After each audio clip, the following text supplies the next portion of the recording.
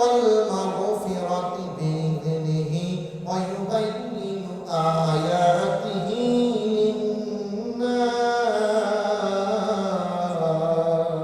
الله أكبر আল্লাহ আমাকে আপনাকে ডাকেন আল্লাহু ইয়াদউ ইলাল জান্নাতি ওয়াল মাগফিরাতি বিইজনিহি ওয়া ইউবাইয়িনু আয়াতিহি লিন-নাস মানুষরে আমি তোদেরকে ডাকি আমার আয়াত তোদের কাছে বর্ণনা করি স্পষ্টভাবে যাতে করে লাআল্লাকুম ইয়াতাযাক্কারুন যাতে করে তোমরা এগুলোকে খেয়াল করতে পারো স্মরণ করতে পারো আমি আমার তৈরি জান্নাতের দিকে আমার বান্দাদেরকে আমি ডাকি আল্লাহ ডাকে আর আমরা কোন দিকে যাই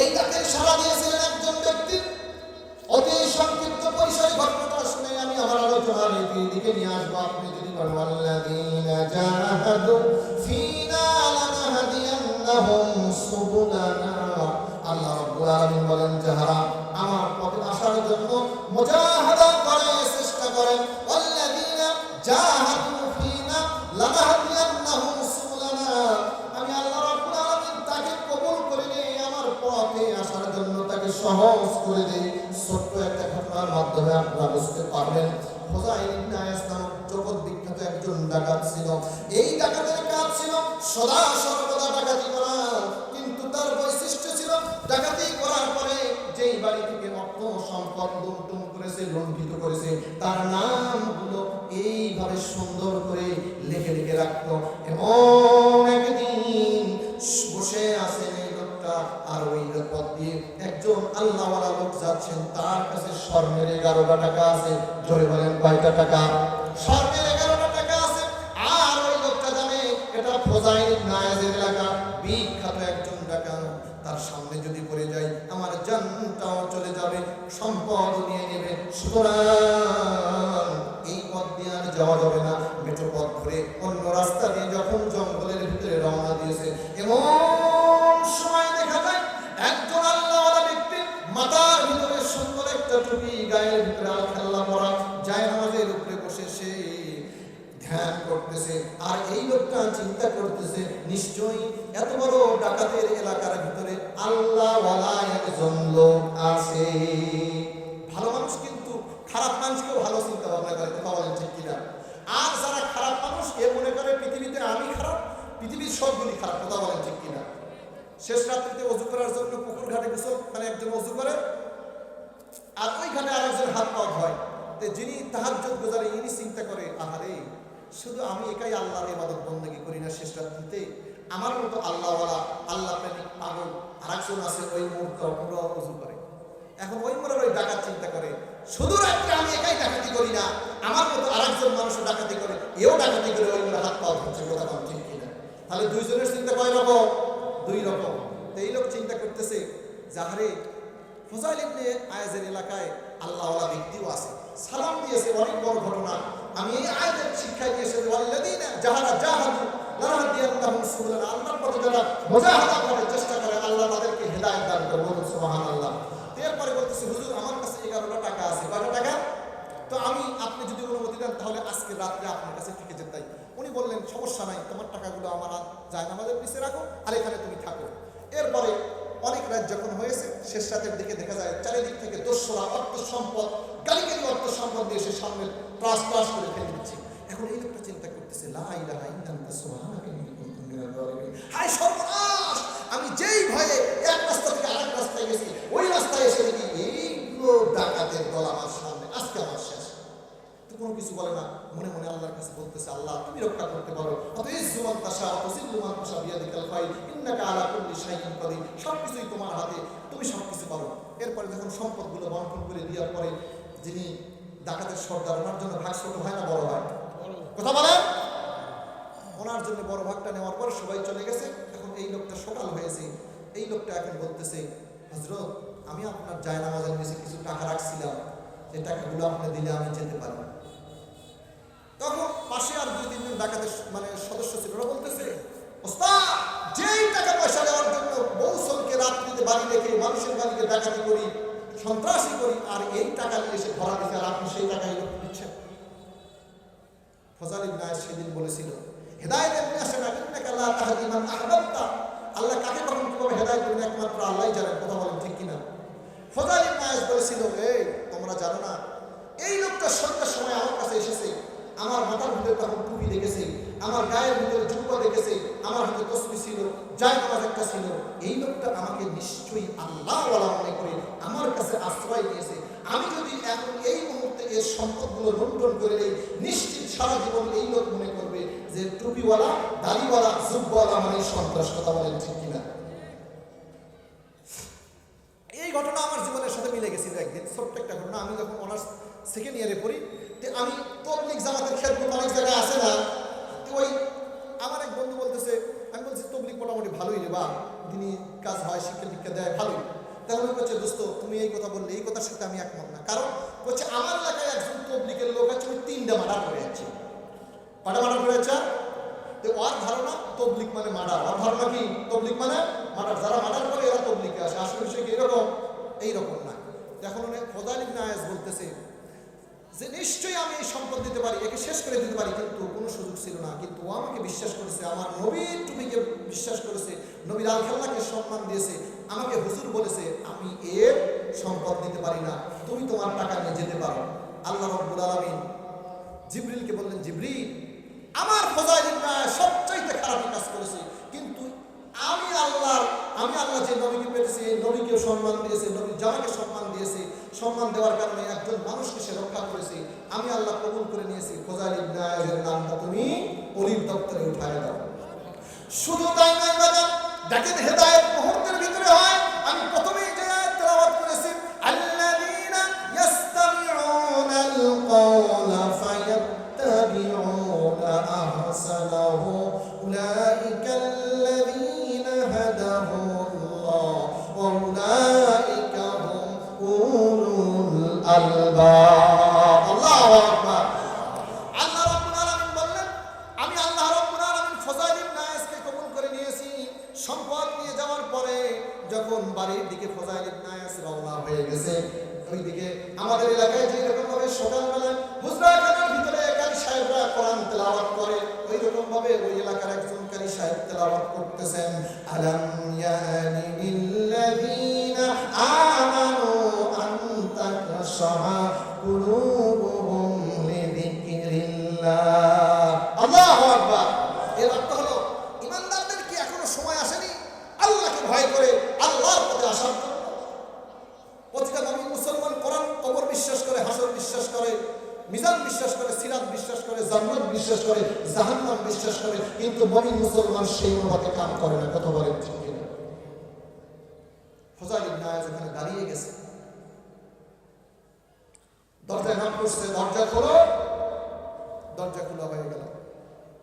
এখন কারি সাহেব চিন্তা করতেছে, আল্লাহ জানি একদিন আমাকে মৃত্যুবরণ করতে হবে, কিন্তু সাত সকালে এই আসন্ন গুন্ডার হাতে আজকে আমার মৃত্যু আছে, এটা আমার হাতে নাই। বলতেছে, তুমি কি পড়লা? আবার তেলাওয়াত করো। কারি সাহেব ভাই ভাই চিন্তা করে, আজকের এই দিন আমার জন্য শেষ দিন। কারি সাহেব আবার পরে, আলাম ইয়ানি লিল্লাযীনা আমানু আন তাখশা কুলুবুহুম লিযিকরিল্লাহ। তেলাওয়াত করে আর একটু মৃদু মৃদু ভাবে তাকিয়ে দেখে যে তলোয়ারই তো হাতের মধ্যে আছে, কখন দেবে একটা কোপ দিবে, আমার বদদান করে যাবে। আল্লাহ রাব্বুল আলামিন খুশি হয়েছেন, ফাদাইল ইবনে আয়াজকে হেদায়েতের রাস্তায় নিয়ে গেছেন।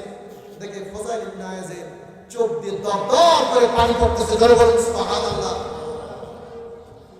ফাদাইল ইবনে আয়াজ বললেন, হুজুর জীবনে অনেক ভুল করেছি, অনেক অন্যায় করেছি, এমনও দিন গেছে যেই দিন এমন অর্থ সম্পদ আমার দলের লোকেরা নিয়ে এসেছি, বাড়িতে কোনো খাবার ছিল না, আমরা তাও চাই নাই, তাদের সম্পদ লুণ্ঠন করে নিয়ে এসেছি। আজকে আপনি গো এমন একটা আয়াত তেলাওয়াত করলেন, যেই তেলাওয়াতে আমার অন্তর ভরে গেল। আলাম ইয়ানি লিল্লাযীনা আমানু আন তাখশা কুলুবুহুম লিযিকরিল্লাহ। আরব দেশের মানুষ অর্থটা বুঝতে পারছে, আল্লাহ রাব্বুল আলামিন আগে তাকে কিন্তু হেদায়েত দিয়েছেন। এই জন্যই কিন্তু ওই দিন ওই কারি সাহেবের মুখে এই আয়াত তেলাওয়াত হয়েছে, আর ফাদাইল ইবনে আয়াজ ওই দিক দিয়ে রওনা করেছে। কথা বলেন ঠিক কিনা? এবার বলতেছে, হুজুর আমি আর গোমরাহ পথে থাকতে চাই না, আপনি এই মুহূর্তে আমাকে পড়ায়া দেন লা ইলাহা ইল্লাল্লাহু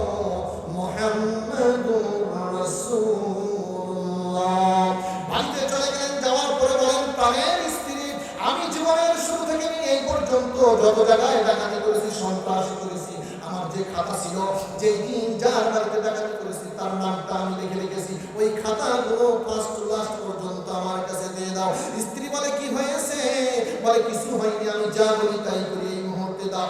খাতাগুলো যখন দেওয়া হলো, খাতা দেওয়ার পরে প্রথম থেকে সেই দিন পর্যন্ত যত জায়গায় ডাকাতি করেছে সমস্ত মানুষের বাড়িতে অর্থ সম্পদ গুলো ফিরাই দিয়েছে। তার কারণ ওই মানুষ জানতো হকুল্লাহ আর হকুল ইবাদ এমন একটা বিষয়, আল্লাহর হক আপনি আদায় করেননি, আমি আদায় করেননি। আল্লাহ ইচ্ছা করলে ওয়াইনতুবুদু, আল্লাহ ইচ্ছা করলে তাকে মাফ করেও দিতে পারে, আবার নাও দিতে পারে। লিল্লাহি মা ফিস সামাওয়াতি ওয়াল আরদ ওয়াইনতুবুদু মা ফি আনফুসিকুম তুখফু ইউহাসিবুকুম বিহিল্লাহ ফায়াগফির লিমান ইয়াশাউ ওয়া ইউআযযিবু মান ইয়াশাউ ফায়াগফির লিমান ইয়াশাউ ওয়া ইউআযযিবু মান ইয়াশাউ ইন্নাকা আলা কুল্লি শাইইন কাদির। আল্লাহ ইচ্ছা করলে আপনাকে মাফ করে দিতে পারেন, নাও পারেন। কিন্তু আল্লাহ রাব্বুল আলামিন বলেছেন, আমার বান্দার ভিতরে যদি কোনো মানুষ মানুষের হক নষ্ট করে, মানুষকে যদি আঘাত করে, মানুষের সম্পদে ফাঁকি দেয়, কোথার দ্বারা যদি সে সমস্যা করে, রাস্তার দ্বারা সমস্যা করে, যে কোনো ভাবে যদি হক নষ্ট করে দেয়, আমি আল্লাহ পারি কিন্তু কোনো সময় মাফ করি না।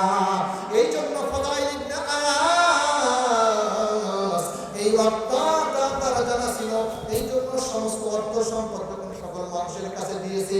সর্বশেষে একটা খেলা হয়েছে, খেলাটা হলো একজন ইহুদির বাড়িতে গেছে, যাওয়ার পরে বলতেছে, ভাই আমি তওবা করেছি, আল্লাহকে বিশ্বাস করেছি, তওবা করেছি, আল্লাহকে বিশ্বাস করেছি, হকগুলো ফিরাই দিতে এসেছি। ওই ইহুদিটা ছিল বড় চালাক, বলে না তুমি আগে দিনের বেলা ডাকাতি করতো, এখন রাতেই তুমি মানে আগে রাতের বেলায় ডাকাতি করতা, এখন দিনের বেলায় তুমি ডাকাতি করবা, হতে পারে না। বলে না ভাই না,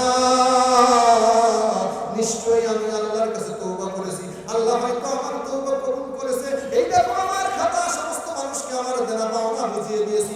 সর্বশেষ ওই ব্যক্তি, তোমার বাড়ি অমুক দিন এসেছিলাম, অমুক অমুক জিনিস চুরি করে নিয়েছি, এই নাও তোমার সম্পদ সেই সমপরিমাণ টাকা। বলে না, হবে না, তুমি যে তওবা করেছো, তুমি যে মুসলমান হয়েছো, তুমি যে আল্লাহকে বিশ্বাস করেছো, এটা আমি বিশ্বাস করি না।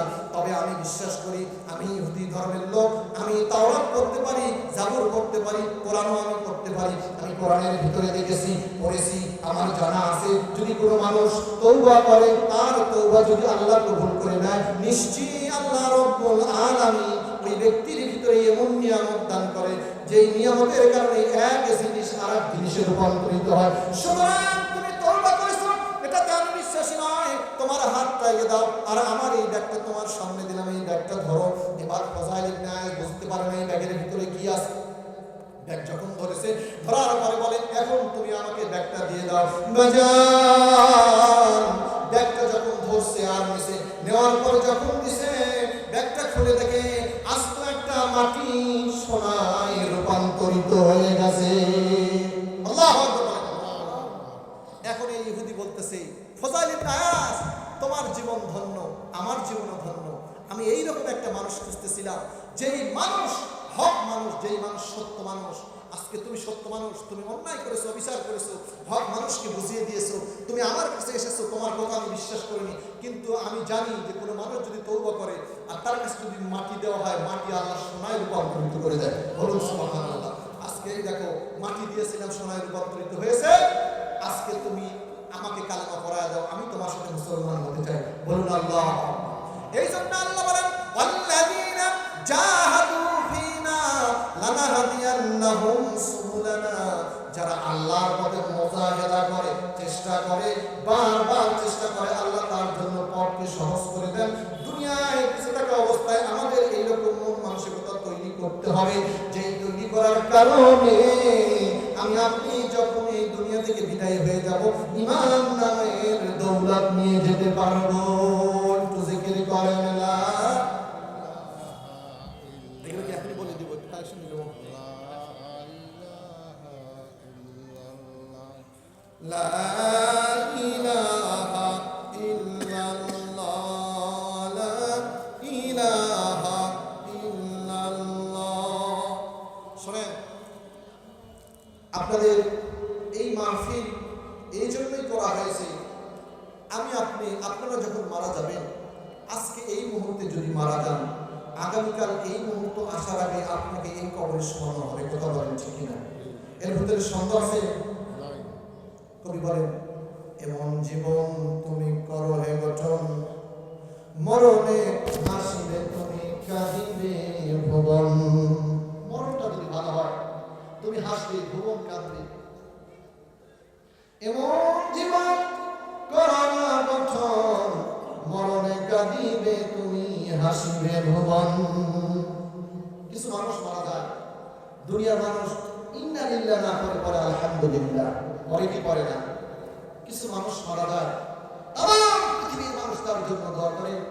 নগরে প্রমাণ, ওসমান হাদি ভাই কয়েকদিন আগে মারা গেল।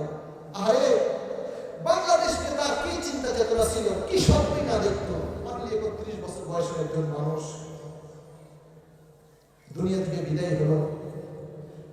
বাংলাদেশ সহ সারা পৃথিবীর মুসলমান যার এই ভিডিওগুলো মানুষ পেয়েছে, অন্তত 2 ফোঁটা চোখের পানি দিয়ে তার জন্য দোয়া করেছে। কথা বলেন ঠিক কিনা? এইরকম মরণ কয়জনের হয়? কঠিন একটা মরণ। উনি বুঝিয়ে দিয়ে গেলেন যে আমি হক পথে থাকতে চাই, অন্যায়ের সাথে আমার আপোষ নয়। অকালে জীবন দিয়ে গেলেন। কত বড় ইমানের শক্তি! পৃথিবীর সমস্ত মানুষ তার জন্য কিন্তু দোয়া করেছে। আল্লাহ তাকে জান্নাতের ভিতরে উড়ার ব্যবস্থা করে দিয়েছে। বলুন সুবহানাল্লাহ। আপনিও যদি এইরকম চিন্তা ভাবনা থাকে, আপনিও ওইরকম শহীদের মর্তবা হবে। দিন কায়েমের চিন্তা যদি আপনার ভিতরে না থাকে, আল্লাহ রাসূল বলেন আমার ওই উম্মত কিভাবে মারা গেল আমি রাসূল জানি না। দিন কায়েমের চিন্তা ভাবনা যদি থাকে, আপনি যদি বিস্তারিত শেষে মারা যান, আল্লাহ পাক আপনাকে শহীদের মর্তবা দান করবে। তো এই জন্য যে কথা বলতেছি, পাশে কবরস্থান, এমন কেউ আছে যে মারা গেলে আপনাকে কবরে রাখা হবে না।